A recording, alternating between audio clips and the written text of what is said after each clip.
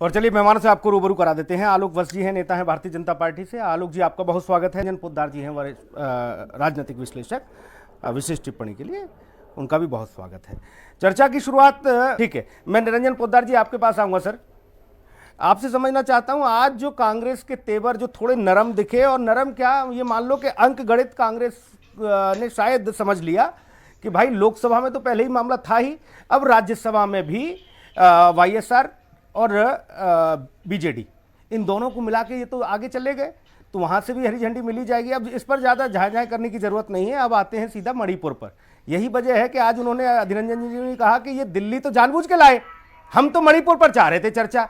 अब सोनी साहब को भी ये समझना होगा कि लो भैया, आप लोग अब तक कह रहे थे कि दिल्ली दिल्ली दिल्ली, अब दिल्ली को वो कह रहे हैं कि ये तो बेवजह की बात है। अभी लोहिया जी ने कह दिया कि जो आम आदमी पार्टी सरकार के जनता के खिलाफ कुछ करेगी, हम तो ईंट से ईंट बजा देंगे।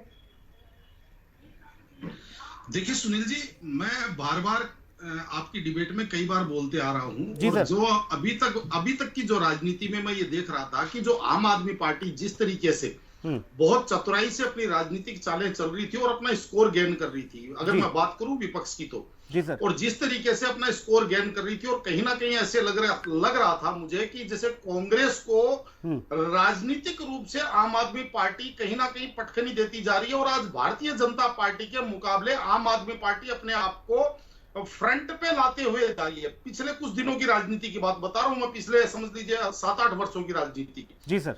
लेकिन अभी ये पिछले 1-1.5 महीने के अंदर जो राजनीतिक चक्र घूमा है, इसके अंदर मुझे ऐसा लग रहा है कहीं ना कहीं आम आदमी पार्टी के जो रणनीतिकार हैं वो पता नहीं कहां जाकर के चूक हुए, या उन्होंने कोई ऐसा अपना राजनीतिक पैतरा खेला है कि एक बार वो जैसे थोड़ा सा पिछड़ते हुए दिख रहे हैं, लेकिन अचानक पता नहीं वो कुछ निकाल करके आगे अपना कोई ना कोई ऐसा सिस्टम निकाल करके लाएंगे, या कोई अपना पैतरा निकाल करके लाएंगे, ये देखने वाली बात है। लेकिन आज की तारीख में मुझे ऐसा लग रहा है कि कांग्रेस ने आम आदमी पार्टी के साथ खेला कर दिया। वो ये बात मैं क्यों कह रहा हूं, ये बात मैं इसलिए कह रहा हूं कि जिस शर्त के ऊपर आम आदमी पार्टी इंडिया में शामिल हुई थी, यानी कि इस गठबंधन में शामिल हुई थी कि भाई दिल्ली अध्यादेश को लेकर के शामिल हुई थी, और दिल्ली अध्यादेश के मुद्दे के ऊपर सबसे पहले तो कांग्रेस ने एक अपनी जो रणनीतिक जो चाल चली वो बहुत शानदार चीज, जिसको मैं कहूंगा कि इन्होंने, आप ये मान के चले, नो कॉन्फिडेंस, यानी कि इन्होंने अविश्वास प्रस्ताव की अर्जी दे दी, और अविश्वास प्रस्ताव इनका मंजूर है। तो कहीं ना कहीं मेरे हिसाब से जो स्कोर गेन होगा वो इस सेशन के अंदर आम आदमी पार्टी से ज्यादा स्कोर गेन होगा, वो होगा कांग्रेस का, क्योंकि आम आदमी पार्टी को इसके अंदर नो कॉन्फिडेंस मोशन के अंदर मान के चलिए ज्यादा से ज्यादा 5 मिनट 7 मिनट बोलने का मौका मिलेगा, जबकि कांग्रेस के द्वारा लाया हुआ अविश्वास प्रस्ताव के ऊपर ज्यादा बहस कांग्रेस करेगी, कांग्रेस के नेता बोलेंगे, पहली बात। दूसरी बात, अगर हम दिल्ली अध्यादेश की बात करें सुनील जी, तो इसके अंदर भी देखिए कांग्रेस ने कितनी चतुराई भरा कार्य किया कि एक तरफ तो दिल्ली अध्यादेश के उसका विरोध कर रही है पार्लियामेंट में, दूसरी तरफ इन्होंने अपना व्हिप जारी नहीं किया है। और जो पंजाब से कांग्रेस के लोकसभा सांसद आते हैं, 7 या 8 सांसदों ने कहा है कि भाई हम अपनी हमारी अंतरात्मा की आवाज के ऊपर हम वोटिंग करेंगे। तो कहने का तात्पर्य यह है कि व्हिप जारी नहीं करना, और इस तरीके का जो ये व्यूह रचना कांग्रेस ने रची है, मुझे ऐसा लग रहा है कि इस बार कांग्रेस ने आम आदमी पार्टी के साथ खेला कर दिया है। ठीक है सर। आखिरी टिप्पणी निरंजन जी आपसे चाहूंगा, इस बात को कोई टीवी पर कहे या कहीं भी इंटरव्यू में कह दे, उसका इतना नहीं, लेकिन अगर सदन में कोई बात रखी जाती है तो उसकी अपनी एक गरिमा है।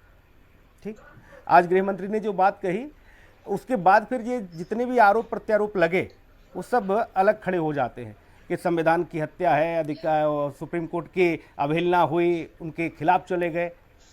उन्होंने स्पष्ट कर दिया कि ऐसा कुछ भी नहीं है, ये सबका अधिकार भी है सरकारों का चुनी हुई। आपको अगर लगता है तो आप आइए यहाँ पर, अपनी मेजॉरिटी दिखाइए और वोटिंग में हमें फेल कर दीजिए।